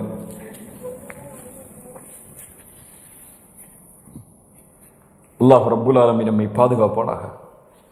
அல்லாஹ் ரப்புல் ஆலமீன் குர்ஆனில் சொர்க்கவாதிகளுக்குரிய தன்மையை எடுத்து பாருங்கள். தொழுகை எல்லாம் முக்கியப்படுத்தினாலும், மற்ற வணக்க வழிபாடுகளை எல்லாம் முக்கியப்படுத்தினாலும், அல்லாஹ் முக்கியப்படுத்துகின்ற மிக முக்கியமான விஷயங்களை நம்முடைய சமூகம் மறந்துவிட்டது. சொர்க்கத்தின் பக்கம் விரைந்து வாருங்கள். அது வானம் பூமிகளை விசாலப்படுத்தி இருக்கிறது. அல்லாஹுவை அஞ்சிய முத்தகீன்களுக்காக தயாரிக்கப்பட்டிருக்கிறது. அவர்கள் யார்? அவர்கள் கஷ்டமான நேரத்திலும் இன்பமான நேரத்திலும் அல்லாஹுடைய பாதையில் செலவு செய்வார்கள். தங்களுக்கே வறுமை என்றாலும் ஏதாவது முடிந்தால் அல்லாஹுடைய பாதையில் கொடுப்பார்கள். இன்பமான செல்வம் அதிகமாக இருக்கக்கூடிய நேரத்தில் வாரி வாரி வழங்குவார்கள். அல்லதீன யுன்ஃபிகூன ஃபிஸ்ஸராஇ வத்தர்ரா வல்காதிமீனல் கய்த். சொர்க்கவாதிகளுக்குரிய தன்மையை சொல்லுகிறான். நபிமார்களோடு, ரசூல்மார்களோடு, சஹாபாக்களோடு வாழப்போகிற மனிதர்களின் தன்மை அல்லாஹ் சொல்லுகிறான். அவர்கள் கோபத்தை விழுங்குவார்கள். இங்க முக்கியத்துவம் காட்டணுமா? சொர்க்கத்துக்கு போறதுக்கு கியாமுல் லைல் தொழுறோம். சொர்க்கத்துக்கு போறதுக்கு 5 நேர தொழுகை ஜமாஅத்தோட தொழுறோம். அல்ஹம்துலில்லாஹ். சொர்க்கத்துக்கு போறதுக்கு உம்ராக்கு போறோம். சொர்க்கத்துக்கு போறதுக்கு பயான் நிகழ்ச்சிக்கு போறோம். ஆனா சொர்க்கத்திற்கு போவதற்காக கோபத்தை கட்டுப்படுத்தியவர்கள் முஸ்லிம் சமூகத்தில் துணை பேர். வல்காதிமீனல் கய்த் வல்ஆஃபீன அனின் நாஸ். மக்களுடைய பாவங்களை மன்னிப்பார்கள். இதுவெல்லாம் எது சார்ந்த விஷயம்? இந்த உலகம் பேசக்கூடிய நற்குணங்கள் சார்ந்த விஷயம். இப்படிதானே? இப்படி ஒரு வாழ்ந்தா அவர் என்ன சொல்லுவாங்க? என்ன சொல்லுவாங்க? இவரை மாதிரி மனுஷன் உண்டா? மக்களோட எவ்வளவு மென்மையா நடந்து கொள்றார், மனிதர்களோட எவ்வளவு இரக்கத்தோடு நடந்து கொள்றார், எவ்வளவு அவருடைய குணத்தை பாருங்க. கோவப்படுறது கிடையாது, யாரை பற்றியும் பொறாமை கொள்வது கிடையாது, யாரை பற்றியும் வஞ்சகத்தன்மை அவருடைய உள்ளத்தில் கிடையாது. எப்போதும் அவர் நல்ல முறையில் நல்ல குணங்களோடு நடந்து கொள்கிறார். அவர் என்ன சொல்லுவாங்க மக்கள்? ஒரு சமூகம் அப்படி இருந்தால் அந்த சமூகத்தை எப்படி சொல்வார்கள்? இந்த சமூகத்தில், இந்த ஊரிலே, இந்த ஜமாஅத்தை சார்ந்தவர்கள் இவர்கள் புறம் பேச மாட்டார்கள், பொய் பேச மாட்டார்கள், வஞ்சகத்தன்மையை சுமக்க மாட்டார்கள், பிறர் உயர்வதை விரும்புவார்கள், பிறரை அவர்கள் ஆர்வப்படுத்துவார்கள். முன்னேறுவதற்கு அவர்கள் முன்னேற வேண்டும் என்ற எண்ணத்தில் அல்லாஹ்விடத்திலே பிரார்த்தனை செய்வார்கள். இந்த நற்குணங்களை சுமந்த சமூகம், மனிதன் தனிப்பட்ட குடும்பம் வாழ்ந்தால் அவர்களை இந்த உலகம் எப்படி போற்றும்? இப்படி வாழ்ந்த காரணத்தால் தான் இன்று உலகம் இஸ்லாமை நோக்கி வந்து கொண்டிருக்கிறது. அப்போது ஆரம்பித்ததால் சஹாபாக்களுடைய தொழுகை, சஹாபாக்களுடைய அழைப்பு பணி, சஹாபாக்களுடைய தஅவா, சஹாபாக்களுடைய குர்ஆனை ஓதி அவர்கள் விளக்கக்கூடிய தஃசீருடைய கலை, இது பெரும்பான்மையாக இஸ்லாத்தை நோக்கி அழைத்து வரவில்லை. இதுவும் ஒரு காரணம். ஆனால் இந்த உலகம் இஸ்லாமை ஏற்றுக்கொண்டதன் காரணம் இதுவல்ல. எது காரணம்? சஹாபாக்கள் குத்துபா பண்ணதுனால இந்தியாவில் உள்ள முஸ்லீம்கள் எல்லாம் முஸ்லீம்கள் ஆனாங்கள? சஹாபாக்கள் குர்ஆனுடைய தஃசீர் வகுப்பு நடத்துனதுனால ஸ்பெயின்ல உள்ள முஸ்லீம்கள் முஸ்லீம்கள் ஆனாங்களா? என்ன மொழி தெரியும்? யார் அதை எடுத்து சொல்ல முடியும்? எதை கொண்டு வந்தார்கள்? இஸ்லாம் விரும்பக்கூடிய குணங்களை தங்களுடைய வாழ்வில் கொண்டு வந்தார்கள். அவர்கள் செய்த அழைப்பு பணி, அவர்கள் நடந்து கொள்ளக்கூடிய முறையில், அவர்கள் பழகக்கூடிய முறையில், மாற்று மதத்தார்களோ அவர்கள் பழகிய அந்த குணம்தான் அவர்கள் இஸ்லாமை நோக்கி வருவதற்கு காரணமாக அமைந்தது. யாரும் மாற்று கருத்து சொல்ல முடியாது இதற்கு. உண்மை இல்லையா? அவர்களுடைய தொழிலில் இருந்த நேர்மை, அவர்கள் வாயில் இருந்த உண்மை, அவர்கள் முஸ்லிம்களோடு, மற்ற மதத்தார்களோடு, மற்ற இனத்தார்களோடு நடந்து கொள்ளக்கூடிய முறை, பாவம் செய்தவனை பார்த்த பார்வை, ஒரு முன்னேற்றத்திற்கு விரும்பிய முறை, அது அவர்களை இஸ்லாமை நோக்கி வருவதற்கு காரணமாக அமைந்தது. இன்று முஸ்லிம்களிடத்தில் இருக்கும் இந்த குணங்களின் மாற்றம்தான் பிறர் இஸ்லாமை ஏற்பதற்கு தடையாக இருக்கிறது. முஸ்லிமா அவர் ஏமாற்றுவார் வியாபாரத்தில். முஸ்லிமா அவர் எப்போ பார்த்தாலும் பிறரை பற்றி பேசிக் கொண்டிருப்பார், குறை சொல்லுவார். இல்ல மாஷா அல்லாஹ், அல்லாஹ் பாதுகாத்தவர்களை தவிர. இந்த எண்ணங்களும் இந்த குணங்களும் தான் முஸ்லிம் சமூகத்தை பற்றிய தவறான பிம்பங்களை ஏற்படுத்தி கொண்டிருக்கிறது. முஸ்லிம் வாலிபர்களுடைய மூளைகள் என்று சலவை செய்யப்படுகிறது சில தவறான இயக்கங்களால். முஸ்லிம் வாலிபர்களுடைய சில மூளைகள் சலவை செய்யப்படுகிறது. ஆம், சில வன்முறைகளுக்கு சில இஸ்லாம் அனுமதிக்காத காரியங்களுக்கு அழைத்து செல்லப்படுகிறார்கள். சில தவறான இயக்கங்களுடைய அழைப்பால் இதை தடுக்க வேண்டும் என்ற எண்ணம் பலருடைய உள்ளத்தில் தோன்றுவது கிடையாது. அல்லாஹ் ரப்புல் ஆலமீன் புரியக்கூடிய ஆற்றலை எமக்கு தருவானாக. 5வது கேள்வி, எப்போது உறுதியை கடைபிடிக்கப் போகிறோம்? இந்த உறுதி பொறுமை, சகிப்புத்தன்மையோடு அமைய வேண்டும். எதில் பொறுமை? கோபம் வரும்பொழுது வரக்கூடிய பொறுமையை நான் சொல்லவில்லை. நான் சொல்லக்கூடிய பொறுமை எம் வாழ்வில் வரக்கூடிய சோதனைகளில் பொறுமையாக இருந்து வணக்க வழிபாடுகளில் உறுதியை நாம் பேண வேண்டும். நபித்தோழர்களுடைய வாழ்க்கை எந்த நேரத்திலும் தூதருடைய கட்டளை வந்துவிட்டால், அந்த தூதருடைய கட்டளையை நிறைவேற்றினால் பெரும் சோதனைகள் வரும் என்றாலும் அந்த சோதனைகளில் பொறுமையை கடைபிடிப்பார்கள். நபித்தோழர்களுடைய குணத்தின் ஒரு வரி இது. எவ்வளவு சோதனை வந்தாலும் சுன்னாவையோ அல்லாவின் கட்டளையை செயல்படுத்துவதாலோ அவர்கள் அந்த சோதனையில் பொறுமையை கடைபிடிப்பார்கள். அதன் காரணமாக அதை வெற்றி காண்பார்கள். நம்ம பதறிடுறோம், அதன் காரணமாக நமக்கு வெற்றி கிடைக்கிறது. ஸஅத் ரலியல்லாஹு அன்ஹு தாய் சொன்னார்கள், மகனே நீ இஸ்லாமை ஏற்றால் நான் சாப்பிட மாட்டேன், குடிக்க மாட்டேன், எந்த நிலையில் இருக்கிறேனோ அதே நிலையில் மரணிப்பேன். ஸஅத் ரலியல்லாஹு அன்ஹு சொன்னார்கள், தாயே நீங்கள் என்ன ஆனாலும் பரவாயில்லை, ரப்புடைய கட்டளையில் உங்களுக்கு நான் கட்டுப்பட மாட்டேன். உறுதி. சோதனை. தாய் முதல் நாள், 2வது நாள், 3வது நாள் தாயுடைய நிலைமை மாறியதாக இல்லை. சாப்பிடவில்லை, குடிக்கவில்லை. தாய் சோர்ந்து மயங்கக்கூடிய நிலைமை. ஸஅத் அவர்கள் அருகில் சென்றார்கள். தாயே, அல்லாஹ் ரப்புல் ஆலமீன் உங்களுக்கு 100 உயிரை கொடுத்தாலும் சரி, அந்த ஒவ்வொரு உயிரையும் இதே சோதனையில் நீங்கள் மரணித்தாலும் சரி, இந்த சோதனைக்காக அல்லாஹ் ரப்புல் ஆலமீனுடைய மார்க்கத்தை விட்டு ஒருபோதும் நான் விலக மாட்டேன். இந்த சோதனை, தாயுடைய இந்த சோதனையில் ஸஅத் அவர்கள் காட்டிய பொறுமை அல்லாஹ்வுடைய கட்டளையில்.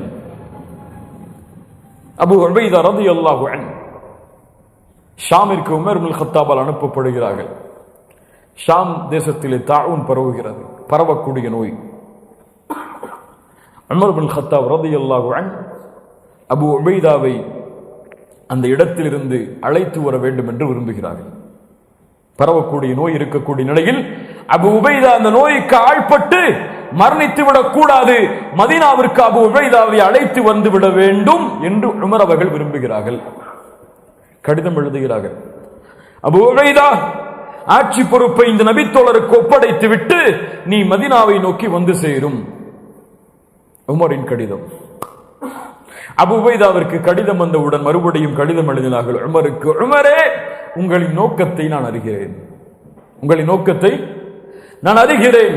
தூதர் ஸல்லல்லாஹு அலைஹி வஸல்லம் எங்களுக்கு சொன்னார்கள், நோய் பரவக்கூடிய இடத்தை விட்டு, நோய் இருக்கக்கூடிய நிலையில் அந்த ஊரை விட்டு கடந்து செல்லக்கூடாது என்று.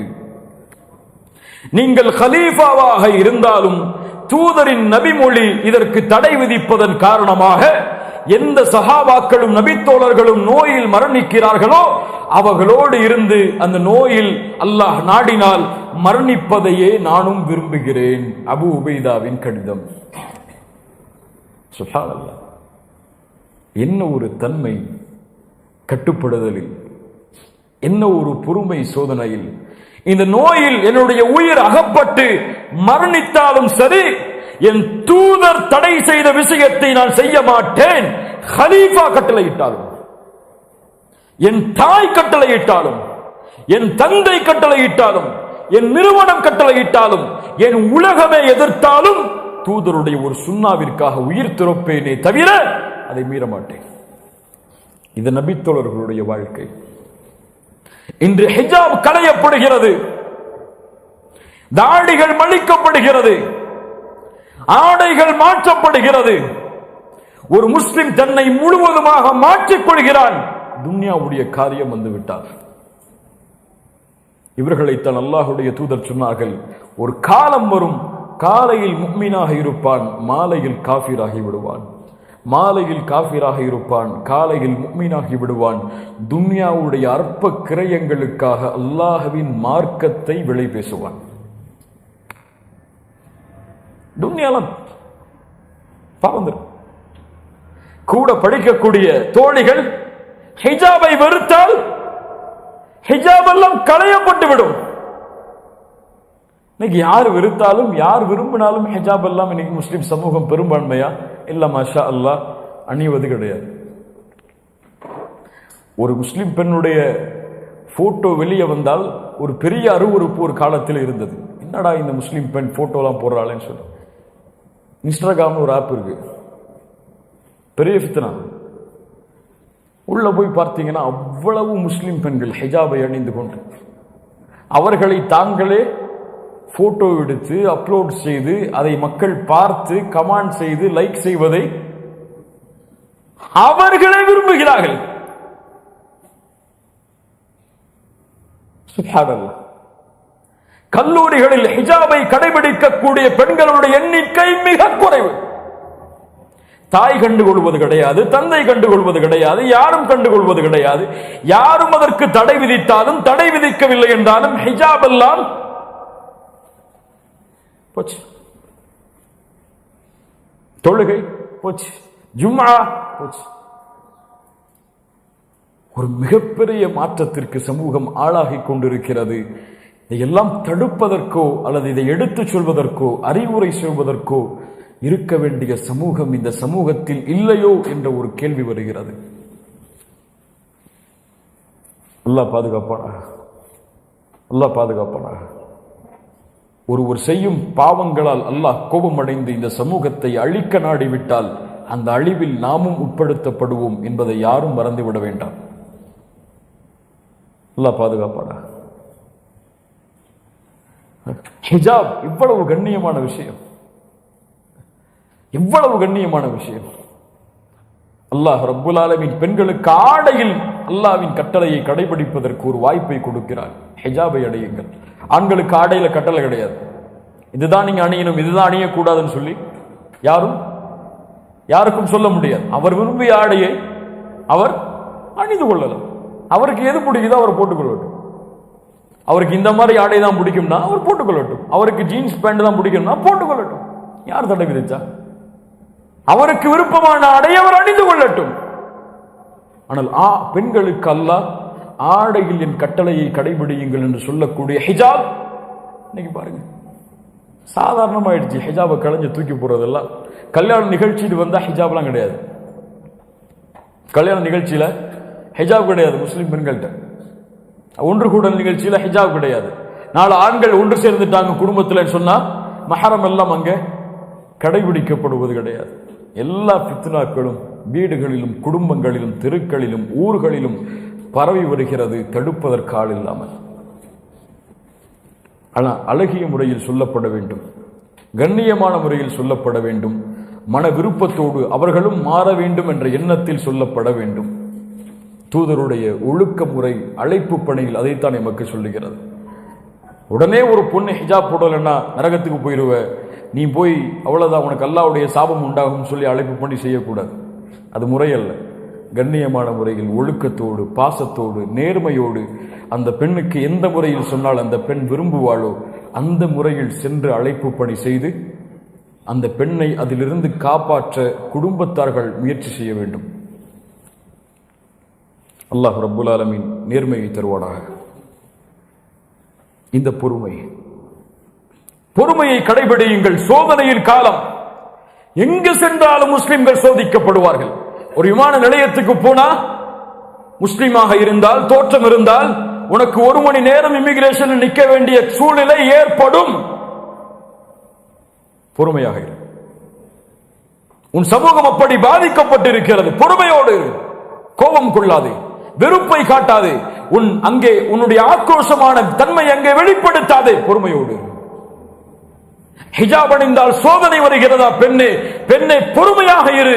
அல்லாஹ் இந்த ஹிஜாபை கொண்டு உன்னை கண்ணியப்படுத்துவான் இந்த பூமியிலும் மறுமையிலும். முகத்தில் சுன்னா இருந்தால் சோதனை வருகிறதா, நிறுவனத்திலோ, வீட்டிலோ, தொழிலிலோ, திருமணத்திலோ பொறுமையாக இரு. அல்லாஹ் ரப்புல் ஆலமீன் இதை கொண்டு உன்னை கண்ணியப்படுத்துவான். உன்னை வெறுத்தவர்களை உன்னை நேசிக்கும்படி அல்லாஹ் ஆக்குவான். அல்லாஹ் ரப்புல் ஆலமீன் நம்முடைய வாழ்வில் இந்த மாற்றத்தை தருவானாக.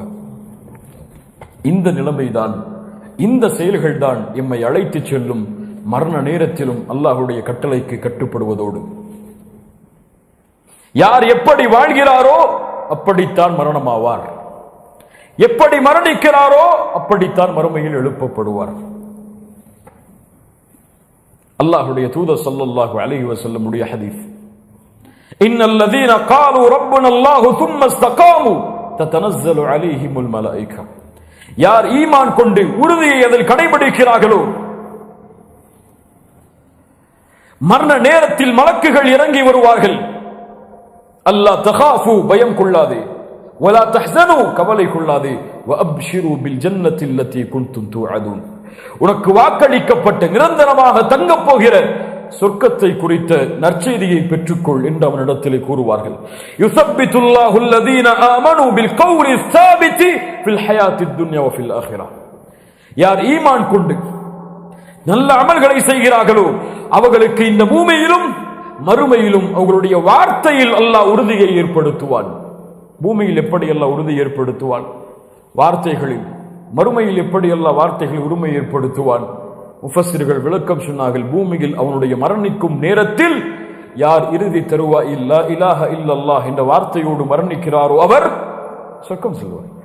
இந்த எண்ணத்தை, இந்த நிஅமத்தை அல்லாஹ் ரப்புல் ஆலமீன் அவருக்கு, அவர் உறுதியோடு பூமியில் வாழ்ந்தால் அல்லாஹ் ரப்புல் ஆலமீன் கொடுப்பான்.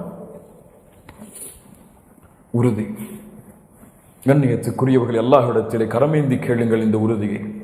தூதரும் உறுதியோடு வாழ முடியாது, அல்லாஹ் ரப்புல் ஆலமீன் உறுதியை கொடுக்கவில்லை என்றால். வலவுலா அன் ஸப்பத்னாக லகத் கித்த தர்கனு இலைஹிம் ஷைஅன் கலீலா. நபியே, நாம் உங்களுக்கு உறுதியை ஏற்படுத்தவில்லை என்றால் நீங்கள் அவர்களை நோக்கி கொஞ்சம் சாய்ந்திருப்பீர்கள். அப்படி சாய்ந்தால் இந்த பூமியிலும் மறுமையிலும் மரணத்திலும் அல்லாஹ் 2 மடங்கு தண்டனையை உங்களுக்கு தருவான். அதனால் தான் அல்லாஹ்வுடைய தூதர் ஸல்லல்லாஹு அலைஹி வஸல்லம் அதிகமாக பிரார்த்தனை செய்யக்கூடிய பிரார்த்தனைகளில் ஒன்று, யா முகல்லிபல் குலூப் ஸர்ரிஃப் கல்பி அலா தீனிக் அலா தாஅத்திக். உள்ளங்களை புரட்டக்கூடியவனே, என்னுடைய உள்ளத்தை உன்னுடைய தீனை நோக்கி நீ திருப்புவாயாக, உனக்கு கட்டுப்படுவதில் நிலை பெறச் செய்வாயாக என்று அல்லாஹ்வுடைய தூதர் ஸல்லல்லாஹு அலைஹி வஸல்லம் அவர்கள் பிரார்த்தனை செய்வார்கள்.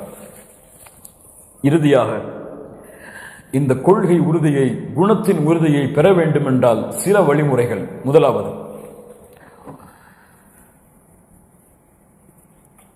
உங்களுடைய உள்ளத்தை நீங்கள் பாருங்கள், நான் எதுவுமே இல்லை என்று. அப்படின்னா நான் செய்யக்கூடிய வணக்க வழிபாடுகளோ, என் வாழ்வில் இருக்கக்கூடிய செல்வங்களோ, அல்லது நான் செய்யக்கூடிய அமல்களோ நான் எதுவுமே இல்லாதவன் என்பதைத்தான் எனக்கு காட்டுகிறது. என்னால் எதுவும் முடியாது. லா ஹவுல வலா குவத இல்லா பில்லாஹ். எந்த நன்மையும் என்னால் செய்ய முடியாது, எந்த தீமையும் என்னால் செய்ய முடியாது அல்லாஹ்வுடைய உதவி நாட்டம் இல்லாமல். ரமதானில் தொழுதேன், நோன்பு வைத்தேன், இரவு வணக்கத்தில் ஈடுபட்டேன். யாரால்? என் ரப்பு எனக்கு கொடுத்த அருளால். ஆனால் நானாக எதையும் செய்யவில்லை. இய்யாக நஅபுத் வ இய்யாக நஸ்தஈன். உன்னையே வணங்குகிறேன் யா அல்லாஹ், உன்னிடத்திலேயே எல்லா விஷயத்திற்கும் உதவி தேடுகிறேன். நான் எதுவும் இல்லாதவன். என் ஈமான் எல்லாம் பொருட்டே கிடையாது. நான் இன்றும் நயவஞ்சகனாகத்தான் இருப்பேனோ என்ற அச்சம் என்னுடைய உள்ளத்தில் தொடர்ந்து கொண்டிருக்கிறது. நான் மரணமானால் என் நிலைமை என்ன ஆகும் என்ற பயம்தான் என்னிடத்திலே இருக்கிறதே தவிர சொர்க்கம் செல்லுவேன் என்ற உறுதி என்னிடத்திலே இல்லை. ஆதரவு இருக்கிறது, ஆனால் உறுதி எனக்கு ஒருபோதும் ஏற்படாது என் மரணம் வரை என்ற எண்ணம் உள்ளத்திலே இருந்து என் நஃப்ஸை நான் ஒன்றுமில்லாமல் பார்த்து என் காலுக்கு கீழ் போட்டு மிதித்தால் கொள்கையில் உறுதி வரும், வணக்க வழிபாடுகளில் உறுதி வரும் என்று நான் என்னை மேன்மைப்படுத்தி ஒரு தரத்திற்கு வந்துவிட்டேன். இந்த சமூகத்தில் என் ஈமான் ஒரு அந்தஸ்தை அடைந்து விட்டது என்று எண்ணுகிறேனோ அப்போது நான் எல்லாவற்றையும் கைவிட்டு என் வாழ்வை நான் பழைய முறையில் வாழத் தொடங்குவேன். உஸ்மான் இப்னு மத்ஊன் ரலியல்லாஹு அன்ஹு மதீனாவிற்கு ஹிஜ்ரத் செய்து வந்த முஹாஜிர். உம்முல் அலா அன்சாரி பெண். உம்முல் அலாவுடைய வீட்டில் உஸ்மான் இப்னு மத்ஊன் மரணமாகிறார்கள். அல்லாஹ்வுடைய தூதர் ஸல்லல்லாஹு அலைஹி வஸல்லம் அவருடைய ஜனாசாவை பார்ப்பதற்காக வருகிறார்கள். உம்முல் அலா சொன்னார்கள், அல்லாஹ் உன்னை கண்ணியப்படுத்தி விட்டான் உஸ்மானே. தூதர் வருகிறார்கள், உன்னை கண்ணியப்படுத்தி விட்டான். அல்லாஹ்வுடைய தூதர் கேட்டார்கள், உம்முல் அலா, இந்த நபித்தோழரை அல்லாஹ் கண்ணியப்படுத்தினான் என்று உனக்கு எப்படி தெரியும்? அவர் சொன்னார், தெரியாமல் சொல்லிவிட்டேன் அல்லாஹ்வுடைய தூதரே. அல்லாஹ்வுடைய தூதர் சொன்னார்கள், உம்முல் அலா, உனக்கு தெரியுமா, நான் அல்லாஹ்வுடைய ரசூல், எனக்கும் உங்களுக்கும் என்ன நடக்கும் என்று எனக்கு தெரியாது. நீங்கள் எப்படி சொல்லலாம் அவரை அல்லாஹ் கண்ணியப்படுத்தினான் என்று? ஆதரவு வைக்கிறேன் என்று சொல்லுங்கள் என்று சொன்னார்கள். சுப்ஹானல்லாஹ். சஹாபாக்கள், பெரும்பாலான சஹாபாக்கள், உமரும் கூட ரலியல்லாஹு அன்ஹு, அல்லாஹ்வுடைய தூதருடைய மரணத்திற்கு பிறகு கூட நயவஞ்சர்களின் பட்டியல் கையில் இருக்கக்கூடிய நபித்தோழரிடத்திலே சென்று நான் நயவஞ்சகனாக இருப்பேனோ என்று கேட்டார்கள். இரண்டாவது, வணக்க வழிபாட்டிலும் இன்னும் சில செயல்களிலும் நடுநிலையை, நேர்மையை கடைபிடியுங்கள். எல்லையை கடக்கவும் வேண்டாம், எல்லையை விட்டு விலகிவிடவும் வேண்டாம். எப்போதும் நடுத்தரமான மனிதனாக ஒரு முஸ்லிம் வாழ வேண்டும். எப்போது பார்த்தாலும் பள்ளிவாசல், எப்போது பார்த்தாலும் தொழுகை, வணக்க வழிபாடு என்று வாழ்க்கையை முடக்கிவிடவும் வேண்டாம்.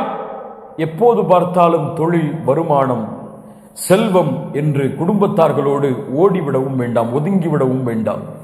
இரண்டிலும் நடுநிலையை கடைபிடிக்க வேண்டும். ஒரு தொழுகையை சரியாக தொழக்கூடிய ஒரு முஸ்லிம், ஒரு முஃமின் தன்னுடைய வாழ்வில் செல்வந்தவனாகுவதற்கு தொழிலில் அவன் முயற்சி செய்தால் முயற்சி செய்யட்டும், கோடிகளை அவன் சம்பாதிக்கட்டும், தவறில்லை, ஹலாலான முறையில். ஆனால் தொழுகை இல்லாமல் உங்களுடைய வியாபாரத்தில் நீங்கள் முன்னேற வேண்டும் என்ற எண்ணத்தை கூட உங்களுடைய வாழ்வில் நீங்கள் கொண்டிருக்காதீர்கள். இரண்டும் உங்களுக்கு நஷ்டத்தை தவிர எதுவும் தராது. ஹந்தலா ரலியல்லாஹு அன்ஹு அபூபக்கரை சந்தித்தார்கள். சந்தித்து சொன்னார்கள், நாஃபக ஹந்தலா, ஹந்தலா முனாஃபிக்காகி விட்டார் அபூபக்கரே. சுப்ஹானல்லாஹ். ஹந்தலா யார்? குத்தாபுல் வஹி, தூதருடைய வஹியை பதிவு செய்யக்கூடிய, குர்ஆனை எழுதக்கூடிய நபித்தோழர்களில் ஒருவர். அபூபக்கர் சொன்னார்கள், ஏன் ஹந்தலா, ஏன் அப்படி சொல்கிறாய்? அல்லாஹ்வுடைய ஹந்தலா ரலியல்லாஹு அன்ஹு சொன்னார்கள், அபூபக்கரே, உனக்கு தெரியுமா, தூதருடைய ஹதீஸை கேட்கிறோம், தூதரோடு இருக்கிறோம், அப்போது அல்லாஹ்வை அதிகமாக நினைவு கூறுகிறோம். தூதரை விட்டு பிரிந்து வீடுகளுக்கு வந்து குடும்பத்தார்களோடு, குழந்தைகளோடு வாழ்ந்து விட்டால், வந்துவிட்டால் எமக்கு அல்லாஹ்வுடைய தூதருடைய நினைவு, மார்க்கத்தின் நினைவு குறைந்து விடுகிறது. நான் நயவஞ்சகனாக இருப்பேனோ என்ற அச்சம் வருகிறது. அபூபக்கர் சொன்னார்கள் ரலியல்லாஹு அன்ஹு, ஹந்தலா, நானும் அப்படித்தான் நினைக்கிறேன், நானும் முனாஃபிக்காக இருப்பேனோ? அபூபக்கரும் ஹந்தலா அவர்களும் அல்லாஹ்வுடைய தூதரை சந்திக்கிறார்கள்.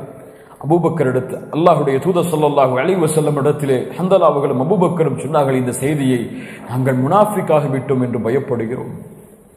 அல்லாஹ்வுடைய தூதர் என்ன சொன்னார்கள் தெரியுமா? சுப்ஹானல்லாஹ். ஒரு நபி ஒரு சமூகத்தை, ஒரு நபித்தோழர்களை வழிகாட்டக்கூடிய முறையை பாருங்கள். நேர்மையை, நீதியை வணக்க வழிபாடுகளிலும் அவர்களுடைய ஈமானிலும் கடைபிடிக்க கூறக்கூடிய முறையை பாருங்கள். ஹந்தலாவும் அபூபக்கரும் கவனித்துக் கொள்ளுங்கள். நீங்கள் என்னிடத்தில் இருக்கக்கூடிய ஈமானை போன்று உங்களுடைய தெருக்களிலும் உங்களுடைய படுக்கைகளிலும் நீங்கள் இருக்க வேண்டும் என்று ஆசைப்பட்டால் மலக்குகள் வீதிகளுக்கு இறங்கி வந்து உங்களுடைய கரங்களை குலுக்க இருப்பார்கள். நீங்கள் மனிதர்கள், சாஅத்தன் சாஅ, ஒரு காலம் இப்படித்தான் இருக்கும், இன்னொரு காலம் அப்படித்தான் இருக்கும், இன்னொரு காலம் அப்படித்தான் இருக்கும், இன்னொரு காலம் அப்படித்தான் இருக்கும். ஈமான் ஏறும் இறங்கும், அவ்வளவுதான். ரமதானில் உங்களுடைய ஈமான் அதிகமாகத்தான் இருக்கும், ரமதானில் குறையும். ஆனால் மீண்டும் குறைய விடாதீர்கள், அதிகப்படுத்த முயற்சி செய்யுங்கள். மீண்டும் குறையும், மீண்டும் அதிகப்படுத்துங்கள், மீண்டும் குறையும், மீண்டும் அதிகப்படுத்துங்கள். பாவங்களையும் குற்றங்களையும் செய்ய மாட்டீர்களா? செய்வீர்கள். ஆனால் தௌபா செய்து மீண்டும் வாருங்கள் என்று ஈமானும் நன்மைகளும் ஏறும் இறங்கும் என்று அல்லாஹுடைய தூதர் ஸல்லல்லாஹு அலைஹி வஸல்லம் கூறினார்கள். மூன்றாவது, வணக்க வழிபாடுகளுடைய முறைகளுக்கு இருக்கக்கூடிய முக்கியத்துவத்தை நாம் வணக்க வழிபாடு என்று அறியாத பல விஷயங்களில் கவனத்தை செலுத்த தயாராகுங்கள்.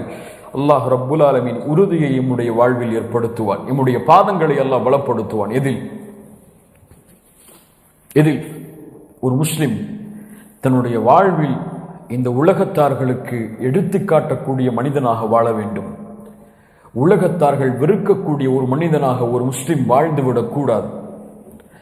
எப்போது வணக்க வழிபாடுகளில் மட்டும் ஒரு முஸ்லிம் தன்னை சுருக்கிக் கொண்டு இஸ்லாம் காட்டக்கூடிய பல துறைகளில் தன்னுடைய கவனத்தை அவன் செலுத்தவில்லையோ அப்போது இந்த பூமியிலிருந்து அவன் பலவீனப்படுத்தப்படுவான், பூமியிலிருந்து அப்புறப்படுத்தப்படுவான் மற்ற சில மனிதர்களால். அபூபக்கர் ரலியல்லாஹு அன்ஹுடைய ஹதீஸை ஆதாரம் காட்டி இதை கொஞ்சம் பார்ப்போம். அல்லாஹ்வுடைய தூதர் ஸல்லல்லாஹு அலைஹி வஸல்லம் ஒரு முறை கேட்டார்கள், மன் அஸ்பஹ மின்குமுல் யௌம ஸாயிமா, இன்றைய தினம் யார் நோன்பாளியாக இருந்தது? அபூபக்கர் சொன்னார்கள், அன யா ரசூலல்லாஹ். மறுபடியும் கேட்டார்கள், இன்றைய தினம் யார் ஒரு ஜனாசாவை பின்தொடர்ந்தது? அபூபக்கர் சொன்னார்கள், அன யா ரசூலல்லாஹ். யார் இன்றைய தினம் ஒரு நோயாளிக்கு நலம் விசாரித்தது? அல்லாஹ்வுடைய தூதர் சொன்னார், அபூபக்கர் சொன்னார்கள், அன யா ரசூலல்லாஹ். அல்லாஹ்வுடைய தூதர் கேட்டார்கள், இன்றைய தினம் யார் ஒரு ஏழைக்கு உணவளித்தது? அபூபக்கர் சொன்னார்கள், அன யா ரசூலல்லாஹ். இங்க ஒரு விஷயத்துல தான் நம்ம நினைக்கக்கூடிய வணக்க வழிபாடு வருது. மீதி மூணு விஷயமும் நம்ம அதை வணக்க வழிபாடுன்னு இன்னும் நினைக்கவே இல்லை. அப்படியா இல்லையா? என்ன ஒரு விஷயம்? நோன்பு. அபூபக்கர் ரலியல்லாஹு அன்ஹு ஒரே தினத்தில் நோன்பு வைத்தார்கள், ஒரே தினத்தில் ஜனாசாவை பின்தொடர்ந்தார்கள், ஒரே தினத்தில் ஒரு ஏழைக்கு உணவளித்தார்கள், ஒரே தினத்தில் ஒரு நோயாளியை நலம் விசாரித்தார்கள். அல்லாஹ்வுடைய தூதர் சொன்னார்கள், சொர்க்கவாதிக்குரிய எல்லா தன்மையும் ஒன்று சேர்ந்து இருக்கிறது உம்மிடத்தில். சுப்ஹானல்லாஹ். அபூபக்கர் ரலியல்லாஹு அன்ஹு இந்த தன்மைதான் தூதர் ஒரு சமூகத்தை உருவாக்கிய தன்மை.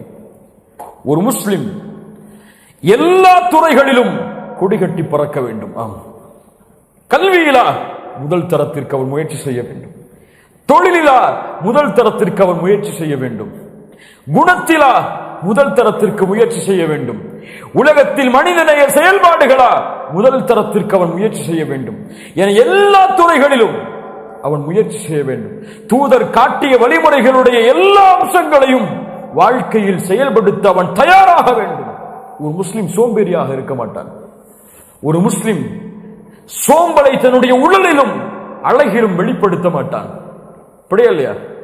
அல்லாஹ்வுடைய தூதருக்கு முன்னால் பரட்டை தலையோடு வந்தால் தூதர் விரும்புவார்களா? என்ன சொல்வார்கள்? எண்ணெய் சீவி தலையை சீவி விட்டு வா என்று கட்டளை இடுவார்கள். சுப்ஹானல்லாஹ். தூதர் ஸல்லல்லாஹு அலைஹி வஸல்லம் குதிரை ஏறி விளையாடுவதை அனுமதித்தார்கள். குதிரை ஓட்டுவதற்கு பழக்கப்படுத்துமாறு கட்டளையிட்டார்கள். நீச்சலுக்கு அல்லாஹ்வுடைய மார்க்கத்தில் அனுமதி இருக்கிறது.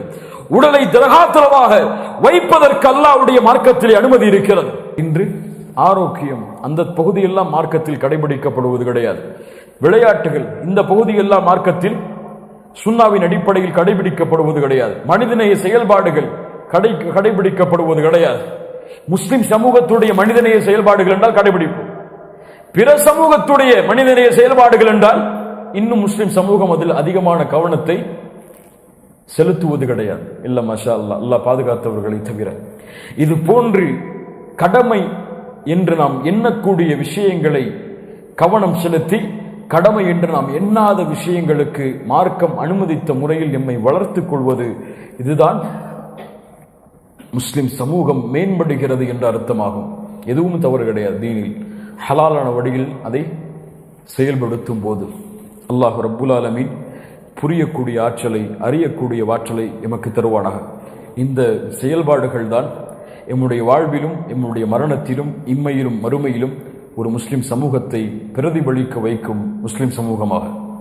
அல்லாஹ்வுடைய தூதர் ஸல்லல்லாஹு அலைஹி வஸல்லம் இது போன்ற சமூகத்தை தான் உருவாக்கினார்கள்.